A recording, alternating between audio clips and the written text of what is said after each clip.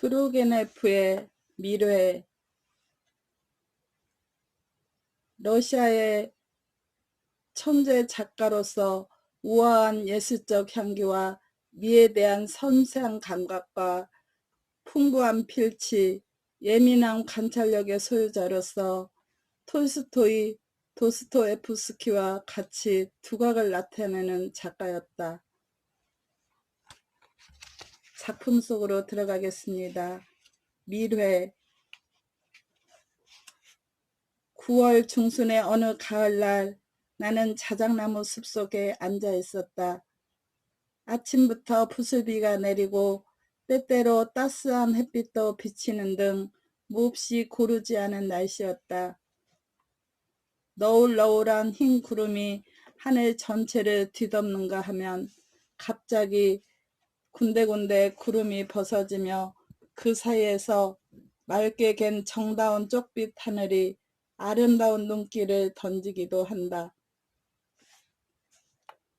나는 앉아서 주위를 바라보며 귀를 기울이고 있었다. 머리 위에서 나뭇잎이 산들거리고 있었는데 그 소리만 들어도 계절을 알 수 있었다. 그것은 즐거운 듯이 설레는 봄의 웃음소리도 아니고 끊임없이 소곤거리는 부드러운 여름의 속삭임도 아니며 늦은 가을의 불안스러운 싸늘한 짓거림도 아니고 들락말락 간신히 알아들을 수 있는 꿈속의 중얼거림이었다. 산들바람이 살며시 나무 위를 스치고 지나간다. 비에 젖은 숲을 속은 구름 속에 태양이 나오고 들어감에 따라서 쉴 새 없이 변하고 있었다. 어떤 때는 숲속의 모든 것이 갑자기 미소 짓듯 찬란히 빛나서 드문드문 서 있는 가느다란 자작나무 가지가 벼랑간 흰 명주처럼 부드러운 반사를 받는가 하면 여기저기 흩어져 있는 나뭇잎들이 황금빛으로 얼룩지며 반짝인다. 키가 크고 곱슬한 아름다운 양치 줄기는 무르익은 포도처럼 가을빛으로 물들고 끝없이 눈앞에 뒤엉킨 채 빨갛게 투명해 보인다. 자작나무 잎은 눈에 띄게 색이 바랬으나 그래도 아직은 파란 편이었다. 다만 군데군데 섞여있는 어린 자작나무는 모조리 빨갛게 물들거나 노랗게 물들어서 방금 비에 씻긴 가느다란 나뭇가지 사이로 미끄러지듯 반짝이며 햇빛이 스며들 때 그 자작나무 잎이 빨갛게 타오르는 모습은 정말 볼만한 경치였다. 다만 때때로 사람을 비웃는 듯한 박새 소리만이 강철 방울처럼 울려 퍼진다. 나는 이 자작나무 숲으로 오기 전에 높은 사시나무 숲을 개를 데리고 지나왔다. 나는 사실 그 사시나무라는 것을 그다지 좋아하지 않는다.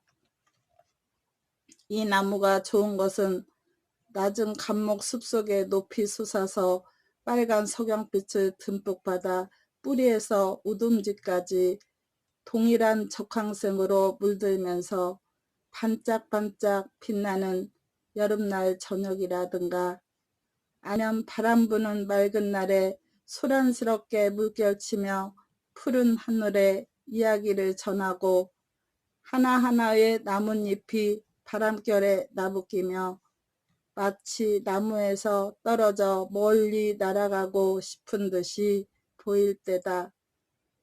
그러나 대체로 나는 이 나무를 좋아하지 않는다.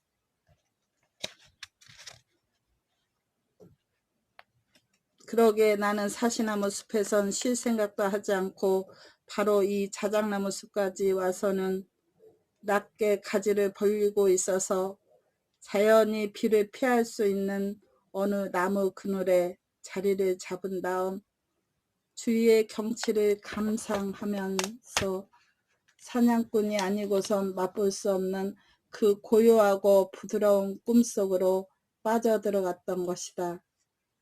얼마나 잠을 잤는지는 몰라도 눈을 떠보니 숲을 속은 햇빛으로 가득 넘쳐 있고 어디를 가나 기쁜 듯이 속삭이는 나뭇잎 사이로 파란 하늘이 눈부시게 빛나 보였다. 구름은 기쁨에 날뛰는 구름에 쫓겨 자취를 감추고 하늘은 맑게 개어 있었다.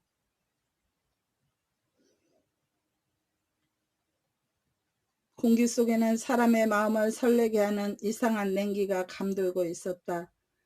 이것은 거의 언제나 하루 종일 궂은 날씨가 계속된 다음에 맑게 갠 고요한 저녁을 예언해주는 징조인 것이다. 나는 자리에서 일어나 다시 한번 사냥의 행운을 기도해 보리라 생각했다.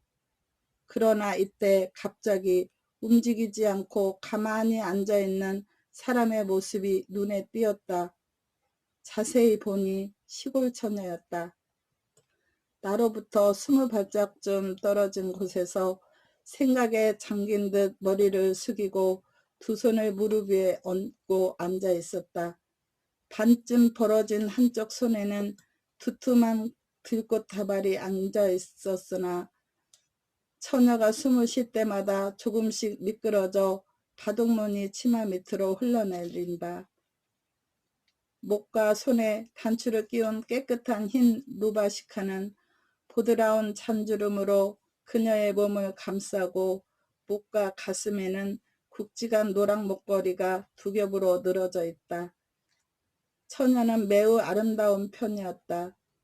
단정히 빗어넘긴 수많은 아름다운 은회색 머리는 상아처럼 새하얀 이마 위로 깊숙이 동여맨 좁다란 빨간 머리띠 밑에 두 개의 반원으로 갈라져 있다. 그녀의 나머지 얼굴 부분은 황금빛으로 그을어 있었으나 그것은 엷은 피부에서나 볼 수 있는 그을음이었다. 나는 그녀의 얼굴을 볼 수가 없었다. 그녀는 눈을 들지 않았던 것이다. 그러나 나는 가늘고 아름다운 눈썹과 기다란 속눈썹만은 똑똑히 알아볼 수가 있었다. 속눈썹은 촉촉이 젖어 있고 한쪽 볼에서 파르스러움한 입술가에 걸쳐 한 줄기 눈물 자국이 햇빛에 빛나 보인다. 그녀의 얼굴은 어디를 보나 아름다웠다. 조금 크고 둥그스름한 코까지도 눈에 거슬리지 않는다. 무엇보다도 마음에 든 것은 그녀의 얼굴 표정이었다. 조금도 구김살이 없고 부드러우며 무척 슬픈 듯이 보이지만 거기에는 갈피를 못 잡는 듯한 천진난만한 앳된 슬픔이 가득 넘쳐 흐르고 있었다. 처녀는 누구를 기다리고 있는 것이 분명했다. 숲속에서 바스락 소리만 나도 그녀는 머리를 들어 사방을 둘러보는 것이었다. 그리고 그때마다 눈앞에 투명해 보이는 나무 그늘에서 사슴처럼 겁에 질린 커다란 맑은 눈이 반짝 빛난다. 처녀는 잠시 동안 바스락 소리가 난 쪽을 커다란 눈으로 바라보며 물끄러미 귀를 기울이고 있었으나 이윽고 한숨을 짓고 살며시 머리를 돌렸다. 그리고는 아까보다 더 깊이 고개를 숙이고 천천히 꽃을 고르기 시작했다. 눈꺼풀이 빨갛게 물들고 잎이 바르르 떨렸다. 다시 짙은 속눈썹 아래서 한 방울의 눈물이 흐르고 볼 근처에 멎으며 반짝 빛났다. 이럭저럭 제법 많은 시간이 흘렀다. 가련한 처녀는 꼼짝달싹 않고 앉아서 가끔 괴로운 듯 손을 움직일 뿐 여전히 귀를 기울이고 있다. 또다시 숲속에서 바스락 소리가 났다. 처녀는 몸부림을 쳤다. 바스락 소리는 끊이지 않고 점점 뚜렷이 들리며 다가온다. 드디어 그 소음은 민첩하고 믿음직스러운 발걸음 소리로 변했다. 처녀는 꿋꿋이 몸을 폈으나 어쩐지 불안스러운 눈치였다. 그녀의 조심스러운 눈초리가 바르르 떨리며 기다리는 조바심으로 불타올랐다. 수풀 속에서 어떤 사나이의 모습이 어른거리기 시작했다. 처녀는 뚫어지듯 그쪽을 바라보더니 얼굴을 붉히며 즐거우면서도 행복해 보이는 미소를 지었다. 그녀는 몸을 일으키려다가 다시 털썩 주저앉고는 파랗게 질린 채 어쩔 줄을 몰라 했다. 그리고 그 사나이가 그녀 옆에 와서 발을 멈추었을 때야 그녀는 비로소 근심 어린 애원하는 듯한 눈을 들었던 것이다.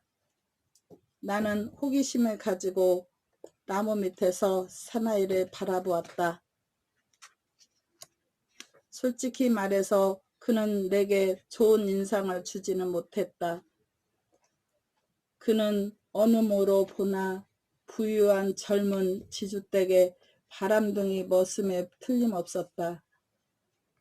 옷은 지나치게 화려하고 무척 멋을 부리려고 애쓴 데가 있었다. 우선 주인한테서 물려받은 듯한 청동색 짧은 외투를 입고 위에서 아래까지 단정히 단추를 끼웠으며 끝이 보랏빛으로 물든 장밋빛 넥타이에 금태가 달린 검정 비로드 모자를 눈썹 밑까지 내려 쓰고 있다. 하얀 루바시카의 깃은 정답게 두 귀를 받쳐주면서 볼에 깊이 파고들고 빳빳이 풀먹인 커프스는 빨간 마디진 손가락이 보이지 않을 정도로 손목 전체를 가리고 있었으나 그 손가락에는 물망초를 본뜬 터키 구슬에 금은 가락지를 여러 개 끼고 있다. 그는 초라한 자기 얼굴에 사람을 멸시하는 지루한 표정을 지으려고 애쓰는 듯 본래 조그마한 잿빛 눈을 더 가늘게 뜨면서 얼굴을 찌푸리는가 하면 입술 끝을 실룩거리기도 하고 일부러 하품을 하기도 했다. 거드름을 피우며 조금도 기분이 내키지 않는다는 듯 멋있게 까부러진 붉은 간자놀이 털을 매만지기도 하고 두툼한 윗입술 위에 튀어나온 노란 콧수염을 잡아당겨 보는 등 한마디로 말해서 도저히 눈을 뜨고는 볼 수 없을 정도로 거만을 떠는 것이었다. 그는 자기를 기다리고 있는 시골 처녀를 보자 곧 이렇게 거만을 떨기 시작했던 것이다.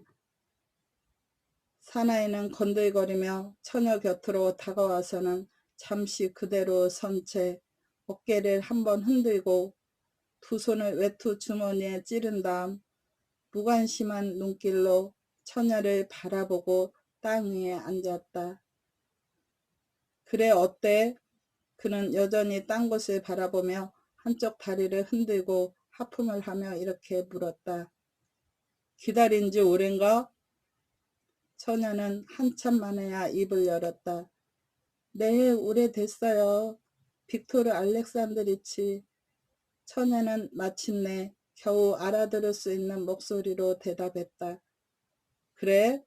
그는 모자를 벗고 거의 눈썹 옆에서 자라기 시작한 곱슬곱슬 물결치는 짙은 머리칼을 의젓이 한번 쓰다듬고 거만하게 주위를 돌아본 다음 다시 조심스레 모자를 써서 귀중한 머리를 감추어 버렸다. 난 깜빡 잊었댔어. 게다가 이렇게 비가 오니? 그는 다시 하품을 했다. 일이 산더미처럼 많아서 일일이 다 볼 수 없을 정도인데도 자칫하면 잔소리를 듣는단 말이야. 그건 그렇고 우린 내일 떠나게 됐어. 내일이라뇨? 처녀는 이렇게 말하고 놀란 눈으로 사나이를 바라본다. 그래 내일. 아니 이러지 마라 제발. 처녀가 온몸을 떨며 말없이 고개를 숙인 것을 보자 그는 황급히 불쾌한 어조로 말을 이었다. 부탁이니 아쿨리나 울지 말아줘. 그걸 내가 제일 싫어하는 걸 너도 잘 알잖아. 그래도 운다면 갈 테야. 뭘 훌쩍훌쩍 바보같이 운담? 네, 안 울겠어요. 안 울겠어요. 아쿨리나는 꿀꺽꿀꺽 울음을 삼키며 재빨리 말했다. 정말 내일 떠나시는 거예요? 잠시 말이 없다가 이렇게 덧붙였다. 이젠 또 언제 만나게 될까요? 빅토르 알렉산드리치? 만나게 되지. 만나게 돼. 내년이 아니면 그 후년에라도 주인은 페테르스부르크에서 일하기를 원하시는 것 같아. 그는 약간 코먹은 소리로 무뚝뚝하게 말을 이었다. 자칫하면 외국에 갈지도 몰라. 당신은 저를 잊어버리실 테죠. 빅토르 알렉산드리치 하고 아쿨리나는 슬픈 표정을 지었다. 아니, 잊어버리다니. 난 잊지 않을 거야. 그러나 너도 좀 똑똑해져서 바보짓은 마라. 아버지 말씀도 잘 듣고 어쨌든 난 너를 잊지 않을 거야. 잊지 않다마다. 이렇게 말하며 그는 태연히 허리를 펴고 다시 하품을 했다. 저를 잊지 말아주세요. 빅토르 알렉산드리치. 그녀는 애원하는 듯한 목소리로 말을 이었다. 저는 이렇게도 당신을 사랑하게 됐을까요? 세상의 모든 것이 당신을 위해서만 있는 것 같아요. 빅토르, 당신은 아버지 말씀을 들으라 하시지만 글쎄 어떻게 제가 아버지 말씀을 들을 수 있겠어요? 아니 왜? 그는 팔베개를 펴고 누워서 뱃속에서 우러나온 목소리로 말했다. 그건 빅토르 알렉산드리치 당신도 잘 아시잖아요. 처녀는 입을 다물었다.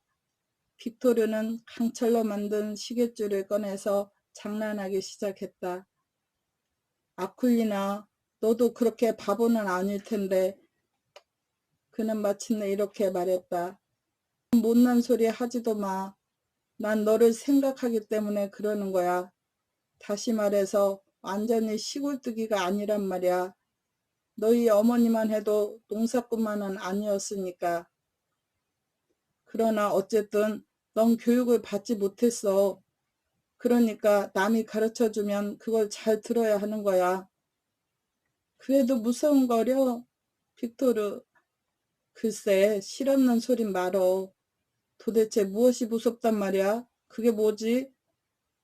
하고 처녀 곁으로 다가가며 덧붙였다. 꽃인가?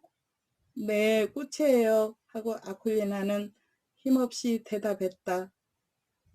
들에서 모가잎을 뜯어왔어요. 처녀는 약간 활기를 띠며 말을 이었다. 이건 송아지에게 먹이면 좋아요. 그리고 바로 이것이 금자나 습진에 잘 들어요. 자 보세요. 얼마나 아름다운 꽃이에요. 이렇게 아름다운 꽃은 생전 처음 봐요. 이것이 물망초, 그리고 이건 향기 나는 오랑캐꽃, 그리고 또 이건 당신 드리려고 뜯은 거예요. 처녀는 노랑 모가잎 밑에서 가는 풀로 묶은 파란 들국화 다발을 꺼내면서 이렇게 덧붙였다. 원하세요?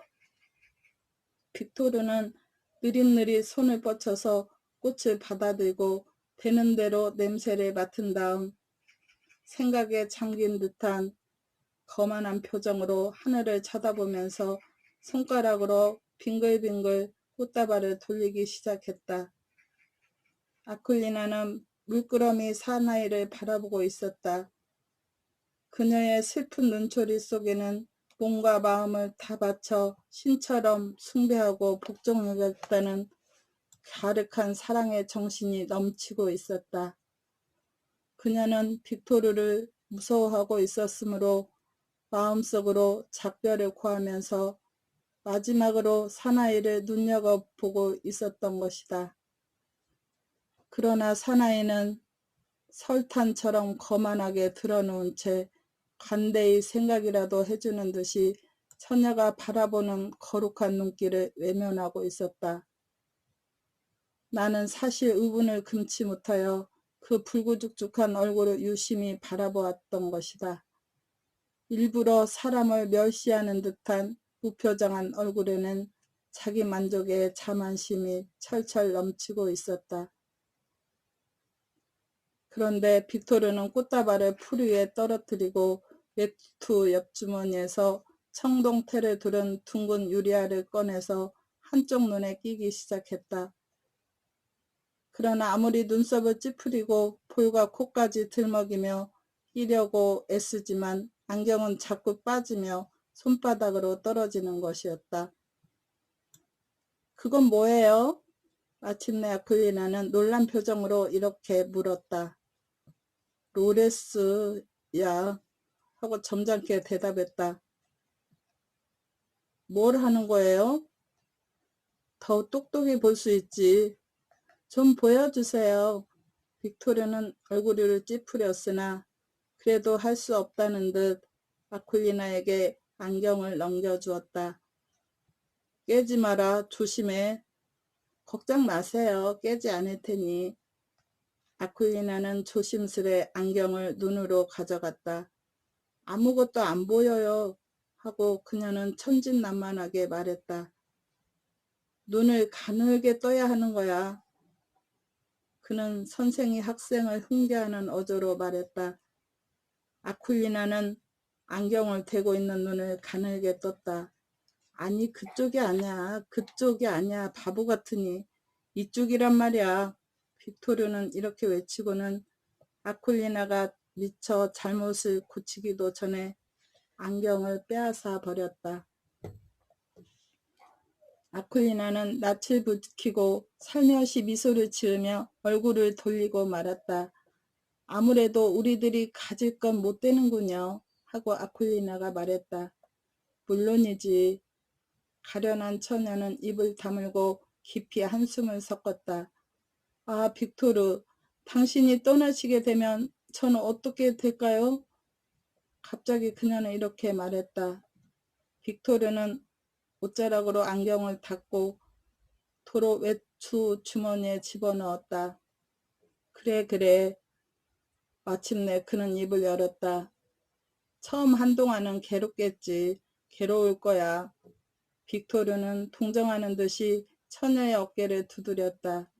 그러자 그녀는 자기 어깨에서 살며시 빅토르의 손을 잡더니 그 손에 키스를 했다. 그렇다마다 넌 정말 착한 여자야. 그는 자기 만족의 미소를 지으며 말을 이었다. 그러나 어떻게 할 도리가 있어야지. 너도 잘 생각해봐. 주인 나으리나 나나 여기 그대로 남아있을 수 없잖아. 이제 곧 겨울이 되지만 시골의 겨울이란 너도 알다시피 정말 참을 수 없는 거야. 그런데 페테르스부르크라면 그렇지 않거든. 거기 가면 모든 것이 신기할 뿐이야. 아마 너 같은 시골뜨긴 꿈에도 상상 못할 지경이야. 훌륭한 집에 멋있는 거리, 교육받은 상류사회의 사람들, 정말 눈이 돌 지경이야. 아쿨리나는 어린애처럼 방긋이 입을 벌리고 열심히 그의 말을 듣고 있었다. 그러나 빅토르는 땅바닥에서 몸을 뒤채며 말을 덧붙였다. 내게 이런 말을 한댔자 아무 소용이 없겠구나. 내 말을 이해하지 못할 테니 말이야. 왜 그래요, 빅토르? 저도 알아요. 모두 알겠는걸요. 그렇다면 굉장하군. 맞다. 그전 같으면 당신도 그렇게 말하진 않으셨어요. 빅토르 알렉산드리치. 그녀는 눈을 내리깐 채 이렇게 말했다. 그전이라니? 아니 무슨 말을 하는 거야? 그전이라고? 하고 빅토르는 성난 어조로 말했다. 두 사람은 잠시 말이 없었다. 이젠 나도 가봐야겠어. 빅토르는 일어서려고 팔꿈치를 세웠다. 조금만 더 기다려주세요. 하고 아쿨리나는 애원하는 듯한 어조로 말했다. 무엇을 기다려? 작별 인사도 끝났는데. 기다려주세요. 아쿨리나는 되풀이했다.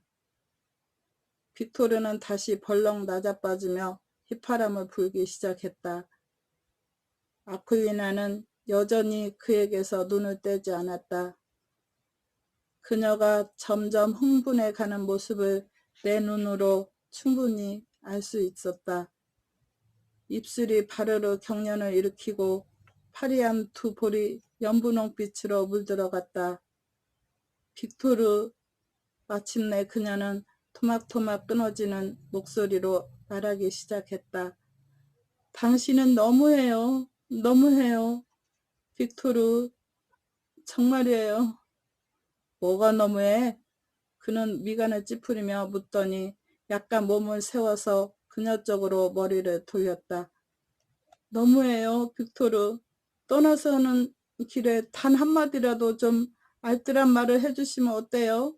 단 한마디라도 좋으니 이 의지할 데 없는 불쌍한 저에게.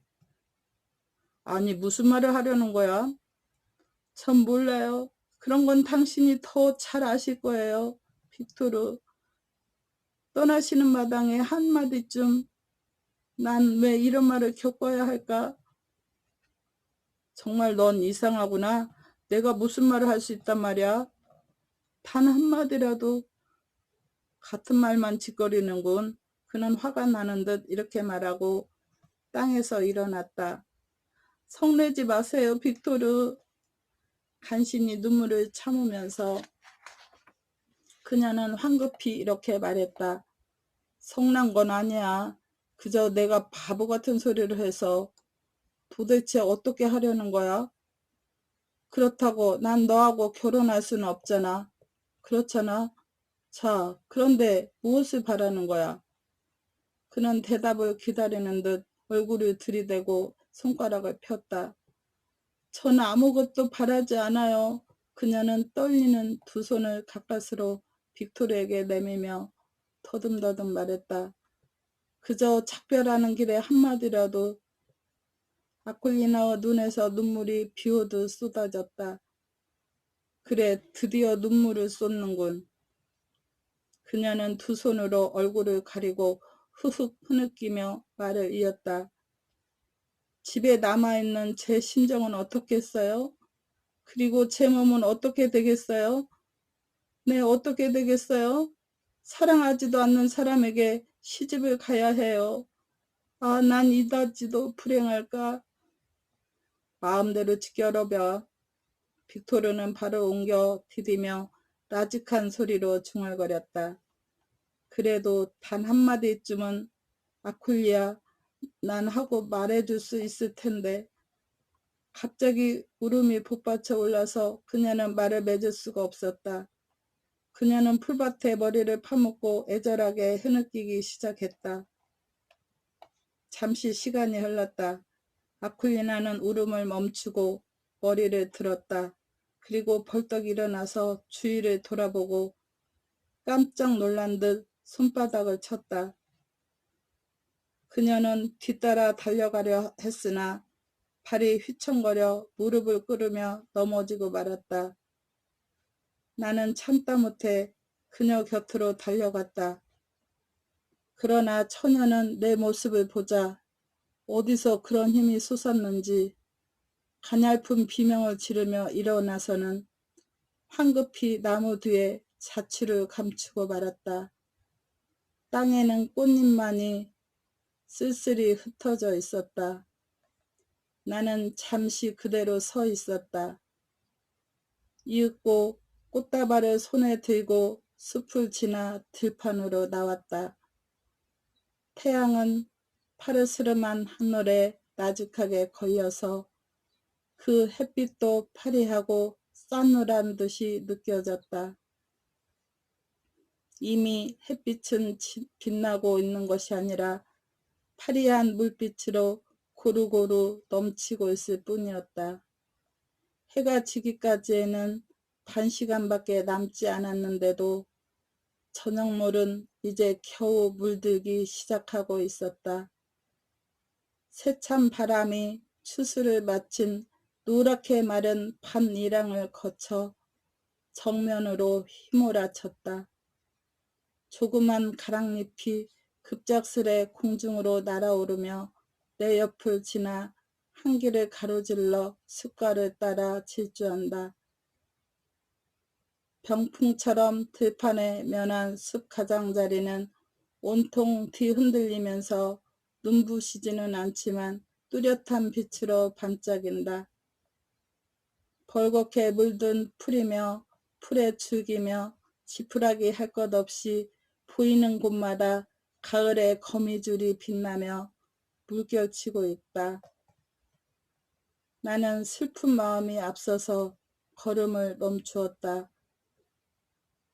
시들어가는 자연의 슬픔 어린 산뜻한 미소 속에 우울한 겨울의 공포가 스며들고 있는 듯이 느껴졌던 것이다.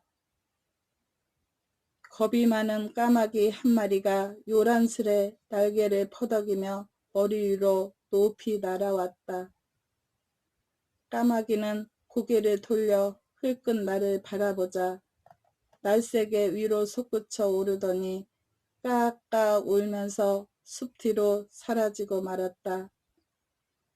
수많은 비둘기떼가 탈곡장에서 날아와서는 갑자기 기둥처럼 맴돌고 날다가 다짜고짜 들판으로 흩어져 내린다. 완연히 가을인 것이다. 누군가가 벌거숭이 언덕을 지나가는 듯 빈 달구지 소리가 요란스레 덜거덩거린다. 나는 집으로 돌아왔다. 그러나 가련한 아쿨리나의 모습은 오랫동안 내 머리에서 떠나지를 않았다. 그녀의 들국화 다발은 이미 오래전에 시들어버렸으나 나는 아직까지도 그 꽃을 고이 보존하고 있는 것이다. 들어주셔서 감사드립니다. 오늘도 즐거운 날 되세요.